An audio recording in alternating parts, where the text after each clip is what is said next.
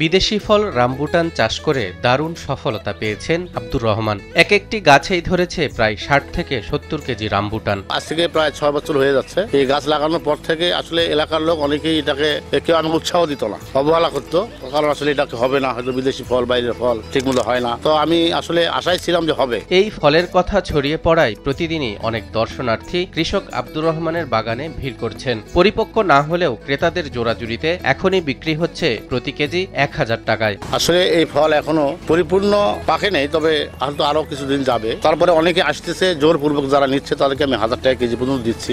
আব্দুর রহমান নামের এই ফল চাষী বিদেশে চাকরি করার সময় প্রথম এই ফলের সাথে পরিচিত হন। বিদেশি এই ফল দেশে এনে চাষের চেষ্টা করলেও বেশ কয়েকবার ব্যর্থ হতে হয় তাকে, তবুও হাল ছাড়েননি তিনি। প্রায় ৬ বছর অপেক্ষার পর অবশেষে তার বাগানের ৩টি গাছে রামবুটানের বাম্পার ফলন হয়েছে। আমি ২০০৮ সালে মালয়েশিয়া যাই, সেখানে এই ফলটি চাষ হয়, রামবুটান প্রচুর পরিমাণে চাষ হয়। তো ফলটা খুব সুস্বাদু ফল। তখন থেকে আমার স্বপ্ন ছিল যে আমি দেশে কিভাবে বাসায় এই ফলটা চাষ করতে পারি। তারপর আসার সময় কিছু বীজ নিয়ে এসেছিলাম, বীজগুলো আসলে নষ্ট হয়ে গেছে। আবার নিয়ে এসেছিলাম, আবারও নষ্ট হয়ে গেছে। তারপর ইউটিউব চ্যানেল দেখে এই চারা সংগ্রহ করে আমি ফরিদপুর রাজবাড়ি থেকে। দিনাজপুর নবাবগঞ্জ উপজেলার বিনোদনগর ইউনিয়নের কামারপাড়া গ্রামের বাসিন্দা আব্দুর রহমান প্রায় ৬ বছর আগে বাড়ি সংলগ্ন নিজের জমিতে লাগান ১০টি চারা গাছ। গত বছর একটি গাছে সীমিত আকারে কিছু ফল দেখা গেলেও চলতি মৌসুমে তার ৩টি গাছে ব্যাপক ফলন হয়েছে। এই ফল পাকতে পাকতে এখনো ১৫ থেকে ২০ দিন যাবে। তো এর বর্তমানে একটা করে গাছে আমার যে ফলটা আছে, প্রথম ফল ধরছে, সে গাছে কমপক্ষেও ১ থেকে ১.৫ মণ ফল আছে।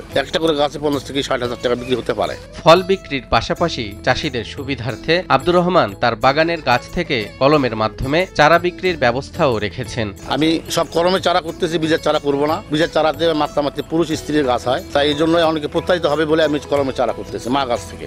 সব মশার বিরুদ্ধে সুরক্ষা দিতে এলো বসুন্ধরা এক্সট্রিম অ্যারোসল, মশার বিরুদ্ধে এক্সট্রিম সুরক্ষা। এদিকে আব্দুর রহমানের বাগানে রামবুটানের ভালো ফলন হওয়ায় দেশের বিভিন্ন প্রান্ত থেকে লোকজন ছুটে আসছেন বিদেশি ফল দেখতে এবং এর স্বাদ উপভোগ করতে। তাদের মধ্যে কেউ কেউ আবার নিজেরাও এই ফল চাষে আগ্রহী হয়ে উঠছেন। আমার জেলা হচ্ছে মেহেরপুর জেলা, মুজিবনগর উপজেলা। আমি অনেক দূরে থেকে এসে সীমান্তবর্তী এলাকার লোক। আমি এই এলাকায় আমার ব্যবসা আছে। এই ফলটা অনেক আগে আমি খেয়েছি, আমার এক বন্ধু মালয়েশিয়া থেকে এনেছিল। ফলটা কিছু স্বাদটা আছে লিচুর মতো, কিন্তু ফলটা খুবই সুস্বাদু। আর আজকে আমি সচক্ষে দেখার জন্য এই বাগানে আসলাম, যেখানে একজন বাগান করছে। আমি খায়াও দেখলাম, মোটামুটি খুবই সুস্বাদু জিনিস।